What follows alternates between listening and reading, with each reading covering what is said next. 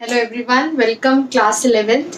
Class 11th आज हम proceed करेंगे from the very beginning of the course, that means chapter number 1। तो class अगर आप ध्यान से देखो तो आपका जो चैप्टर नंबर 1 है, nature and purpose of business, 2 years back इस चैप्टर में सिर्फ ये पोर्शन था, बिजनेस कॉन्सेप्ट। बट 2 years से सीबीएसई ने इसके अंदर एक अलग से पोर्शन इंट्रोड्यूस करा, history of trade and commerce. तो क्लास पहले मैं आपको चैप्टर की एक्सप्लेनेशन या चैप्टर के टॉपिक्स प्रोसीड करने से पहले I want you to have a briefing of the chapter, क्योंकि जितने इजीली आप पहले चैप्टर की ब्रीफिंग समझते हैं, ओवरव्यू समझते हैं, उतना इजी हो जाता है आपके लिए चैप्टर को ग्रास्प करना। ठीक है, अगर हम डायरेक्ट चैप्टर स्टार्ट कर देंगे तो हो सकता है कि आपको समझ ही ना आए यार ये अचानक क्या हो गया, because it's a new concept for you. आप 10th में तो ये सब्जेक्ट नहीं पढ़ के आए, आपने 10th में इंग्लिश पढ़ा है, इकोनॉमिक्स पढ़ा है, बट बिजनेस स्टडीज, अकाउंट्स, ये सब आप 10th में नहीं पढ़ के आए। 11th में आपके लिए बिल्कुल एक नया सब्जेक्ट आपके सामने आया है, एक नया सब्जेक्ट इंट्रोड्यूस हुआ है। तो पहले ब्रीफिंग जरूरी है, उसके बाद हम चैप्टर से प्रोसीड करेंगे, ताकि आपको ये ना लगे यार ये क्या हो रहा है अचानक। मतलब कंफर्टेबल होने के लिए बहुत जरूरी है कि पहले जान पहचान हो जाए हमारे सब्जेक्ट के साथ और चैप्टर के साथ। क्लास इस चैप्टर में अगर आप ध्यान से देखो तो सिर्फ और सिर्फ इंट्रोडक्शन है। बिजनेस क्या होता है, एम्प्लॉयमेंट क्या होती है, मतलब आपने कॉमर्स में आप आए हो ना, कॉमर्स का मतलब ही क्या होता है एक तरह से आप देखो तो बिजनेस और ये सब ट्रेड ये सब, तो उससे आपको इंट्रोड्यूस कराया जा रहा है। चैप्टर 1 आप समझ के चलो एक इंट्रोडक्शन है, आपको समझाया जा रहा है what is business, what are economic activities, non, जो हम डिटेल में अभी सब पढ़ेंगे। तो क्लास पहले मैं आपको बताऊं, जो इस चैप्टर के अंदर 2 पोर्शन है, history of trade and commerce and business concept. ये 30% है चैप्टर का पोर्शन और ये 70% है। एंड क्लास सबसे पहले हम प्रोसीड करेंगे बिजनेस कॉन्सेप्ट से, क्योंकि once the concept of business trade आपको ये अच्छे से क्लियर हो जाएगा ना, तो हिस्ट्री तो आपको बहुत इजीली क्लियर हो जाएगी। ठीक है, तो हम अगर चैप्टर को स्टार्ट करते हैं समझना टॉपिक वाइज, तो हम बिजनेस कॉन्सेप्ट से उसे स्टार्ट करेंगे। आप खुद ऑब्जर्व करोगे कि जैसे जैसे आपको बिजनेस के बारे में समझ आता जा रहा है, you are trying to understand the different concepts related to business, so you will find that the history is very easy to you. History will become very easy for you. You would be understanding it very easily. आपको बहुत जल्दी ये समझ आ जाएगा। तो हमें correct path follow करना है, करेक्ट रास्ते से चलते चलते हमें बिजनेस स्टडीज को 100% क्लियर रखना है। 11th के स्पेशली 11th की बिजनेस स्टडीज क्लास 12th की बिजनेस स्टडीज का बेस है। जितने अच्छे से आप 11th की बिजनेस स्टडीज को ग्रास्प करोगे, उतने अच्छे से आपको 12th की बिजनेस स्टडीज समझ आएगी।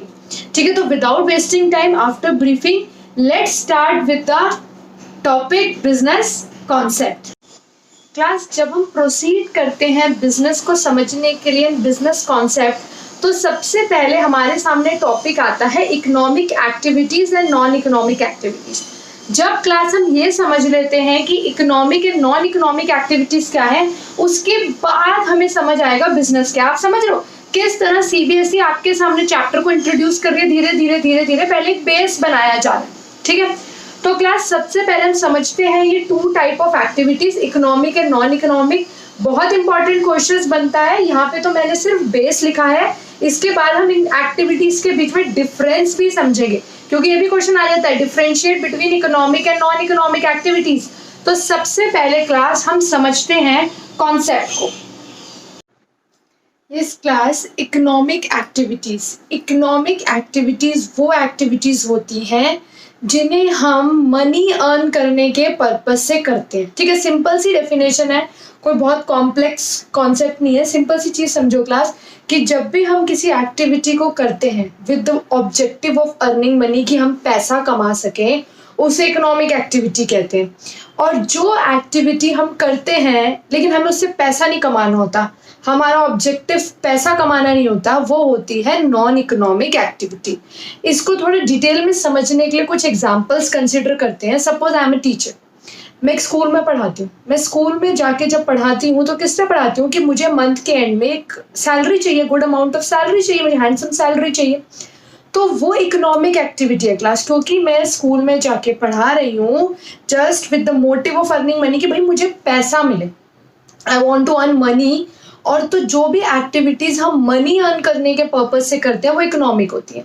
आप सपोज करो मैं घर आई, अब मेरी जो सिस्टर है, यंगर सिस्टर, उसे मेरी कुछ हेल्प चाहिए पढ़ाई में, ठीक है। अब मैं उसकी हेल्प कर रही हूँ, मैं डेली उसको पढ़ाती हूँ 1 आवर, मैं पैसे तो नहीं लेती ना, मैं उसे क्यों पढ़ाती हूँ? क्योंकि वो मेरी बहन है, मैं उसे फ्री ऑफ कॉस्ट पढ़ा रही हूँ।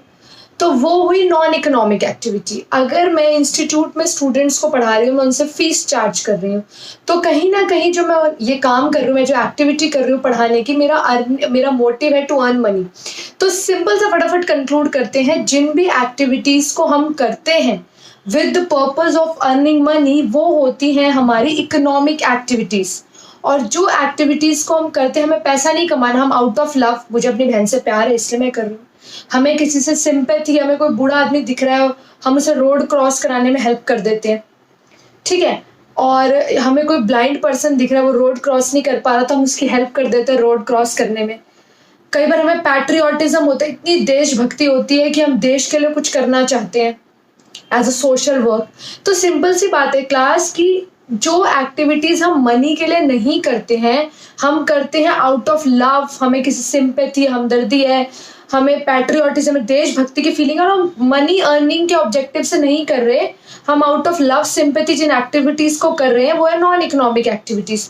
अब हम डिस्कस करते हैं, देखो economic activities, the activities which are undertaken by people with the objective of earning money, पैसा कमाना है। जैसे कोई वर्कर एक फैक्ट्री में काम कर रहा है, a teacher teaching in a school। Non economic क्या हुई? Activities which are undertaken not with the objective of earning money, पैसा नहीं कमाना है बट आउट ऑफ हमें लव, सिंपैथी या पैट्रियोटिज्म, कोई भी फीलिंग है, आपको साइकोलॉजिकल सेटिस्फैक्शन चाहिए, आपको पैसा नहीं कमाना बस। जैसे a teacher teaching her own son, अपने ही अगर वो बेटे को पढ़ा रही है तो वो ऑब्वियसली उससे पैसे चार्ज नहीं करेंगी। A boy helping an old man to cross a road, एक बूढ़ा आदमी है वो रोड क्रॉस नहीं कर पा रहा है, एक बॉय उसकी हेल्प कर रहा है कि वो रोड क्रॉस कर पाए, तो ये एक नॉन इकोनॉमिक एक्टिविटी है क्योंकि इससे वो कोई मनी अर्न नहीं कर रहा है। Is that clear class? आप थोड़ा और कॉन्सेप्ट क्लैरिटी के लिए, क्योंकि आप 11th क्लास में आपको सिर्फ डेफिनेशन तो आएगी नहीं, क्वेश्चन आ सकता है differentiate between economic and non economic activities, तो एक बार फटाफट हम वो डिफरेंस भी डिस्कस कर लेते हैं। क्लास क्विकली फटाफट रिवाइज कर लेते हैं। इकोनॉमिक नॉन इकोनॉमिक एक्टिविटीज, आपको पता है इकोनॉमिक एक्टिविटीज का मोटिव क्या है? To earn money. Non economic activities में पैसे हमें नहीं कमाने, हम आउट ऑफ लव सिंपैथी वो करते हैं। आउटकम, जब हम इकोनॉमिक एक्टिविटी करते हैं, हम पैसा कमाने के लिए कुछ भी करते हैं, तो उससे पता है क्या होता है? या तो कोई प्रोडक्ट बनता है या कोई सर्विस बनती है। जैसे मैं स्कूल में पढ़ा रही हूँ, मैं इंस्टीट्यूट के स्टूडेंट्स को पढ़ा रही हूँ, तो उससे क्या होता है? एक सर्विस बनती है टीचिंग की। काफी शॉपकीपर्स, फैक्ट्री ओनर्स क्या बनाते हैं पैसा कमाने के लिए? प्रोडक्ट बनाते हैं। तो जब भी इकोनॉमिक एक्टिविटी होगी, इस चीज का ध्यान रखना, जब भी इकोनॉमिक एक्टिविटी होगी तो उसका आउटकम क्या होगा कि या तो कोई ना कोई प्रोडक्ट बनेगा या कोई सर्विस बनेगी। भाई तभी तो पैसा कमाया जाएगा ना। मैं आपको या तो कोई प्रोडक्ट दूंगी या कोई सर्विस दूंगी। डॉक्टर कैसे कमाता है अपने क्लिनिक खोल के? भाई वो आपको कोई सर्विस देता है ना, तभी तो उसको पेमेंट आती है। तो इकोनॉमिक एक्टिविटी का आउटकम होता है कि कोई प्रोडक्ट या सर्विस बनता है। नॉन इकोनॉमिक एक्टिविटी का आउटकम होता है आपको सेटिस्फैक्शन मिलती है। पैसा तो नहीं कमाया आपने, लेकिन आपको एक मेंटल या साइकोलॉजिकल सेटिस्फैक्शन मिलती है कि मैंने एक अच्छा काम करा, जो भी, तो it's kind of satisfaction. Examples हम डिस्कस कर चुके हैं, फटाफट देख लेते हैं। A worker working in a factory, teacher teaching in a school, doctor practice कर रहा है अपने क्लिनिक में, हॉस्पिटल में, तो they are getting salary, they are getting fees. तो जो भी एक्टिविटी से आप पैसा कमाओ वो इकोनॉमिक का एग्जाम्पल है। Non economic activity, going to temple, आप पूजा करने के लिए मंदिर जा रहे हो, you are not earning any money. Mother cooking food for her family, mother अपनी फैमिली के लिए खाना बनाते हैं, तो वो पैसे तो नहीं मांगती कि भाई ये शाही पनीर बना है 250 रुपीज पर प्लेट, ये 5 रुपए की एक रोटी, ऐसा तो नहीं होता। मदर जब अपनी फैमिली के लिए खाना बनाती है तो आउट ऑफ लव वो ये काम करती है, तो कोई मनी चार्ज नहीं करती, तो it's a non economic activity.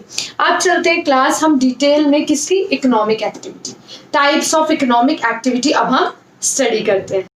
Class अब हमें पढ़ना है इकोनॉमिक एक्टिविटीज को डिटेल में। Detail in the sense class, अब आपको ये समझना है कि इकोनॉमिक एक्टिविटीज के भी फर्दर टाइप्स होते हैं। यस, जो इकोनॉमिक एक्टिविटीज हैं उनको हम 3 कैटेगरीज में डिवाइड करते हैं, और वो 3 कैटेगरीज क्या है? Business, profession and employment. Very very very important topic from exam point of view. Business, profession और एम्प्लॉयमेंट की कंप्लीट नॉलेज आपके पास होनी चाहिए। एंड उसके बाद हम डिफरेंस भी पढ़ेंगे बिजनेस, प्रोफेशन एंड एम्प्लॉयमेंट का। तो स्टार्ट करते हैं class, one by one each economic activity को डिटेल में स्टडी करते हैं। बिजनेस, यस क्लास, सबसे पहली इंपॉर्टेंट इकोनॉमिक एक्टिविटी है business. What is the meaning of business? Business वो इकोनॉमिक एक्टिविटी है क्लास, 3 वर्ड्स याद कर लो जिसके अंदर ये 3 एक्टिविटीज होती हैं। क्या क्या? प्रोडक्शन, सेल और डिस्ट्रीब्यूशन। ये आप समझ लो, जहां पे बात प्रोडक्शन की हो, सेल की हो, डिस्ट्रीब्यूशन की हो, वो बिजनेस है। सिंपल सी बिजनेस की डेफिनेशन आपको यहीं कहीं लर्न हो रही है कि बिजनेस एक वो इकोनॉमिक एक्टिविटी है which is connected with production. आप कोई ना कोई चीज प्रोड्यूस कर रहे हो, बना रहे हो, मैन्युफैक्चर कर रहे हो। सेल, आप कहीं से हो सकता है बना बनाया सामान परचेज कर रहे हो और उसे बेच रहे हो। जैसे ज्यादातर दुकानदार क्या करते हैं, शॉपकीपर्स क्या करते हैं, वो बना बनाया सामान खरीदते हैं मैन्युफैक्चरर से और थोड़ा सा मार्जिन रख के, मान लो जैसे मैंने जिस शॉप से ये स्टेशनरी से ये मार्कर लिया है, उसने क्या करा, स्टेशनरी वाले ने खुद तो नहीं बनाया, उसने क्या करा, डोम्स कंपनी से मार्कर परचेज किया होगा 17 रुपीज का और मुझे कितने में बेच दिया, 20 रुपीज का, तो उसने 3 रुपए कमा लिए। तो आपको पता है ये भी एक टाइप ऑफ बिजनेस है। तो प्रोडक्शन, सेल और डिस्ट्रीब्यूशन। डिस्ट्रीब्यूशन होता है डोम्स कंपनी से ये मार्कर उस स्टेशनरी वाले के पास कैसे आया होगा, होलसेलर्स होंगे जो मैन्युफैक्चरर से सामान लेकर उसकी स्टेशनरी शॉप तक पहुंचा के गए होंगे। तो क्लास में वही बताना चाह रही हूँ, बिजनेस जो है वो इन 3 एक्टिविटीज से मिलकर बना है। प्रोडक्शन, आपने अपनी फैक्ट्री सेटअप कर ली एंड आप सामान प्रोड्यूस कर रहे हो और उसे बेच रहे हो, ठीक है। सिंपल सेल, ट्रेडिंग, जैसे मैंने अभी आपको बताया, ये जो शॉपकीपर है इसने बना बनाया मार्कर कहीं से खरीदा और आगे मुझे सेल कर दिया। ये डस्टर है, ये मैंने स्टेशनरी शॉप से लिया, उसने बना बनाया डस्टर कहीं से खरीदा, थोड़े से प्राइस ऊपर करके मुझे सेल कर दिया। सिंपल से डिस्ट्रीब्यूशन की मैन्युफैक्चरर से सामान लाके और इन शॉप्स तक कौन पहुंचाते हैं, डिस्ट्रीब्यूटर्स, होलसेलर्स। तो वो ये जो बिजनेस है वो इकोनॉमिक एक्टिविटी क्लास जिसमें प्रोडक्शन है, सेल है, distribution of goods and services है।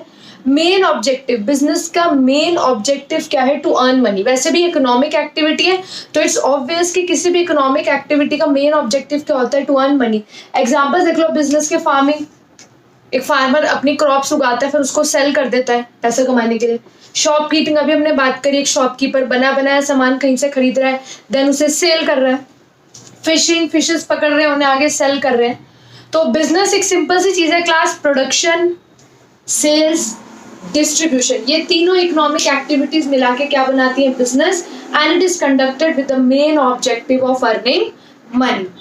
प्रोफेशन, यस क्लास, प्रोफेशन को ध्यान से समझो। आप यहीं भी अगर बिजनेस, प्रोफेशन, एम्प्लॉयमेंट को अच्छे से समझ जाओगे ना तो आपको इनका डिफरेंस करते टाइम ज्यादा प्रॉब्लम नहीं होगी क्योंकि आप कॉन्सेप्ट समझ चुके। तो कॉन्सेप्ट पे फोकस करो।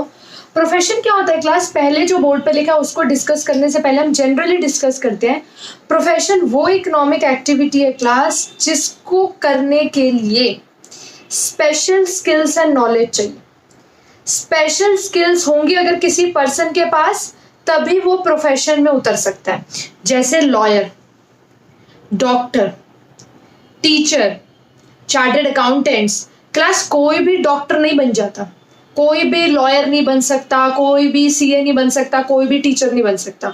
आपको उसके लिए स्पेशल नॉलेज एक्वायर करनी पड़ती है। फॉर एग्जाम्पल अगर हम डॉक्टर्स की बात करें तो जितने भी डॉक्टर्स हैं उनको स्पेशल डिग्री चाहिए। अगर मैं एक डिग्री की बात करूं तो MBBS।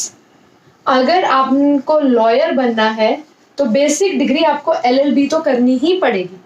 अगर आपको टीचर बनना है तो इट डिपेंड्स आपको किस क्लास की टीचर बनना है। आप JBT कर सकते हो, आप NTT कर सकते हो अगर छोटी क्लास की टीचर बनना है। अगर मैं अपनी बात करूं, हमें 11th-12th का टीचर बनना है तो we need to do B.Ed along with the degrees. हमें अपनी डिग्रीज चाहिए, ग्रेजुएशन चाहिए, पोस्ट ग्रेजुएशन चाहिए, फिर हमें B.Ed की एक्स्ट्रा डिग्री चाहिए।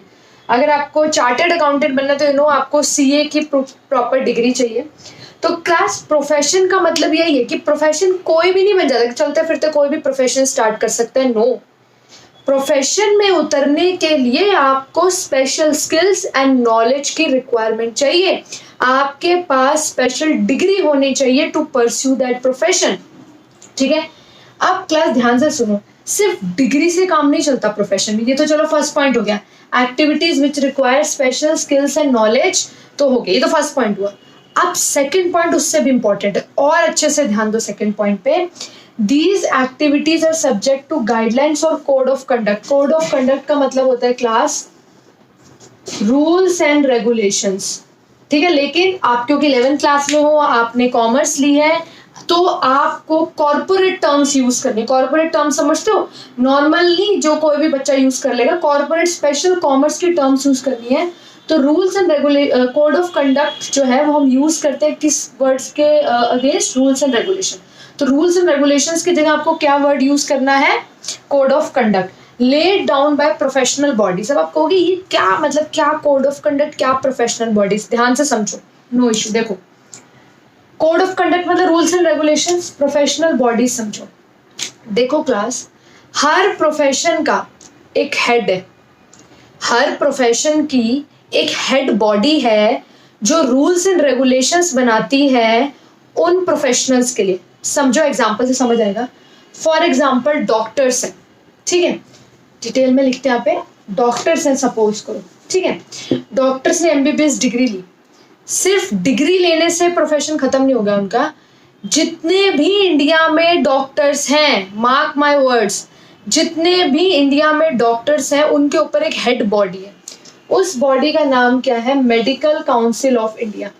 जितने भी डॉक्टर को सर्टिफिकेट ऑफ प्रैक्टिस मिलता है, उन्हें अपना एक यूनिक नंबर मिलता है, वो कौन देती है? Medical Council of India. Medical Council of India वो प्रोफेशनल बॉडी है जो इंडिया के सभी डॉक्टर्स को डिग्री देती है और उन सब के लिए रूल्स एंड रेगुलेशंस बना के रखती है, जो रूल्स एंड रेगुलेशंस डॉक्टर्स को फॉलो करने ही करने हैं। अगर वो रूल फॉलो नहीं करते तो उनका लाइसेंस कैंसिल हो सकता है।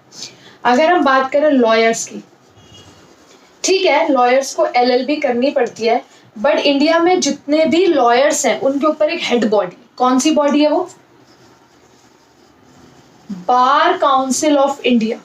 बार काउंसिल ऑफ इंडिया वो हेड बॉडी है, वो प्रोफेशनल बॉडी है जिसने रूल्स एंड रेगुलेशंस बना रखे हैं सभी लॉयर्स के लिए, and they have to follow the code of conduct laid down by Bar Council of India. अगर हम सीए की बात करें तो सीए जितने भी बनते हैं उनके ऊपर एक बॉडी होती है ICI, institute of chartered accountants of India, जो कि इन्हें पर्टिकुलर लाइसेंस देती है टू प्रैक्टिस। ठीक है, प्रैक्टिस समझते हो ना, कि जो डॉक्टर अपना काम करता है उसे प्रैक्टिस बोलते हैं। उसे नहीं बोलते डॉक्टर अपना क्लिनिक खोल रहा है, हम बोलते हैं practice. Lawyer is doing practice. तो इनको एक यूनिक नंबर मिलता है, इनका एक लाइसेंस होता है। वो सब इन्हें कौन देती है? ये प्रोफेशनल बॉडीज। ये मेडिकल काउंसिल ऑफ इंडिया जो डॉक्टर्स के लिए बनी हुई है, बार काउंसिल ऑफ इंडिया जो लॉयर्स के लिए बनी है, आईसीआई जो सीए के लिए बनी हुई है, वो प्रोफेशनल बॉडीज है क्लास, जो इनकी हेड है, इन सब प्रोफेशनल्स की हेड है, और इन्होंने कोड ऑफ कंडक्ट बना रखा है इन प्रोफेशनल्स के लिए। जैसे मेडिकल काउंसिल ऑफ इंडिया ने डॉक्टर्स के लिए क्या कोड ऑफ कंडक्ट बना रखा है कि पैसे के पीछे आप किसी की ट्रीटमेंट नहीं छोड़ोगे। आपको पहले पेशेंट की ट्रीटमेंट करनी है, उसकी जान बचानी है, उसके बाद पैसों की बात होगी। अब ये एक रूल है, अगर ये रूल फॉलो नहीं कर रहा कोई डॉक्टर तो you can complain and Medical Council of India strict action लेगी। समझ गए? अब third point, those people who are engaged in profession are known as professional. Yes, जो भी ये लोग होते हैं, डॉक्टर्स, लॉयर्स, सीए, टीचर्स, ये किस कैटेगरी में आते हैं? प्रोफेशनल्स। जो भी लोग प्रोफेशन के अंदर होते हैं उनके लिए हमने एक जनरल टर्म बना रखी है, और वो टर्म क्या है? प्रोफेशनल्स। तो क्लास, ये जो चीजें मैं डिस्कस कर रही हूँ ना, ये अभी जो हम नेक्स्ट क्लास का टॉपिक पिकअप करेंगे, the difference between business, profession and employment, ये सारे पॉइंट्स उसमें काम आएंगे। तो बहुत ध्यान से हर चीज सुनते जाओ, because everything is a base for the next topic. समझ गए? तो जिन एक्टिविटीज में स्पेशल नॉलेज, स्पेशल स्किल चाहिए, जिन एक्टिविटीज को रूल्स फॉलो करने पड़ते हैं अपनी प्रोफेशनल बॉडी के अपने ऊपर जो हेड बॉडी है, और जिन एक्टिविटीज में लोग काम करते हैं उन्हें क्या बोलते हैं? प्रोफेशनल्स। वो एक्टिविटी कौन सी होती है? प्रोफेशन, जिनके अंदर स्पेशल रूल्स एंड रेगुलेशंस होते हैं, जो उनकी प्रोफेशनल बॉडी देती है, जिसमें स्पेशल स्किल्स एंड नॉलेज चाहिए। और जो भी लोग प्रोफेशन में इन्वॉल्व होते हैं उन्हें हम क्या बोलते हैं? Professionals.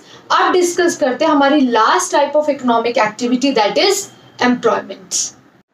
Yes, the last important activity is class employment. क्या होती है एम्प्लॉयमेंट? एम्प्लॉयमेंट का मतलब होता है जब आप किसी के यहाँ नौकरी करते हो। मैं सिंपल लैंग्वेज में बता रही हूँ पहले। जब आप किसी के अंडर नौकरी करते हो तो उसे बोलते हैं एम्प्लॉयमेंट। नौकरी का मतलब क्या होता है? जब एक पर्सन दूसरे पर्सन के लिए काम करता है और वो दूसरा पर्सन उसे उसके बदले सैलरी या वेजेस देता है। यही होता है एम्प्लॉयमेंट में। क्या होता है कि एक पर्सन दूसरे के अंडर काम करता है और फिर वो दूसरा पर्सन उसे वेजेस या सैलरी देता है। ठीक है, एग्जाम्पल से डिस्कस करेंगे तो और अच्छे से टॉपिक हमें क्लियर हो जाएगा। पहले हम डेफिनेशन पढ़ते हैं। What is employment? Activity in which individual works regularly for another person, यानी एक पर्सन रेगुलरली किसी दूसरे पर्सन के लिए काम करता है एंड गेट्स रेम्यूनरेटेड इन रिटर्न। रेम्यूनरेटेड का मतलब होता है उसे इन रिटर्न कुछ पैसे मिलते हैं। तो again we would be using the corporate terms class. अब आपको ना धीरे धीरे इन टर्म्स के साथ फेमिलियर होना है, बिकॉज अगर आपने कॉमर्स ले लिया, बिजनेस स्टडीज पढ़ रहे हो, तो कॉर्पोरेट टर्म्स के साथ slowly and gradually you have to get familiar. Is that clear?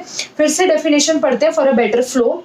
Activity in which individual works regularly for another person. आप रेगुलरली किसी दूसरे पर्सन के लिए काम कर रहे हो, ठीक है, अपने बॉस के लिए आप काम कर रहे हो एंड इन रिटर्न आपको रेम्यूनरेशन मिल रही है, यानी आपको पैसे मिल रहे हैं, आपको सैलरी या वेजेस मिल रही है। अब हम एक एग्जाम्पल डिस्कस करते हैं। सपोज करो मैं अपना एग्जाम्पल डिस्कस करती हूँ। मेरे स्कूल में प्रिंसिपल है who is also the owner of the school. वही ओनर है, वही प्रिंसिपल है। हम जो टीचर्स हैं, मैं अपना अगर एग्जाम्पल लूँ तो I work there as a teacher, as a PGT. ठीक है, मैं एक पोस्ट ग्रेजुएट टीचर हूँ teaching business studies for classes 11th and 12th। तो मैं डेली उनके लिए काम करूँ। बेसिकली वो स्कूल उनका है, स्टूडेंट्स आते हैं, स्टूडेंट्स फीस इन्हें पे करते हैं। मैं रेगुलरली काम कर रही हूँ इनके अंडर, द प्रिंसिपल के अंडर मैं रेगुलरली काम कर रही हूँ and at the end of the month मुझे एक सैलरी मिल जाती है। ठीक है, एक अमाउंट ऑफ सैलरी मिल जाती है। तो ये एम्प्लॉयमेंट है, ये एक एम्प्लॉयमेंट का एग्जाम्पल है। I am employed there. ठीक है, और जो इंसान काम कर रहा होता है दूसरे के लिए, यानी जैसे मैं अपनी बात करूं तो मैं हूं employee, I am the employee, क्योंकि मैं दूसरे के अंडर काम कर रही हूँ। एंड जो ओनर है, जो प्रिंसिपल है, जिसके अंडर मैं काम कर रही हूँ, जिन्होंने मुझे काम दे रखा है, तो हम उन्हें बोलेंगे एम्प्लॉयर। इन टर्म्स के साथ फैमिलियर हो जाओ। Who is an employer and an employee. तो जैसे हमने क्या बोला, जब एक इंडिविजुअल दूसरे के लिए काम करता है, तो जो इंडिविजुअल काम करता है वो तो हो गया एम्प्लॉई, और वो जिसके अंडर काम करता है, जिसके लिए काम करता है, वो हो गया एम्प्लॉयर। एक और एग्जांपल डिस्कस करते हैं। सपोज करो एक वर्कर है जो एक फैक्ट्री में काम करता है। ठीक है, एक वर्कर है जो एक फैक्ट्री में काम करता है और उस फैक्ट्री का मालिक है, फैक्ट्री ओनर है मिस्टर ए। ठीक है, तो वर्कर है, वो एक फैक्ट्री में काम कर रहा है। तो वो जो फैक्ट्री ओनर है, जिसने वर्कर को काम पे रखा हुआ है, जो उसको मंथ के एंड में सैलरी दे रहा है, तो ये तो हो गया हमारा एम्प्लॉयर।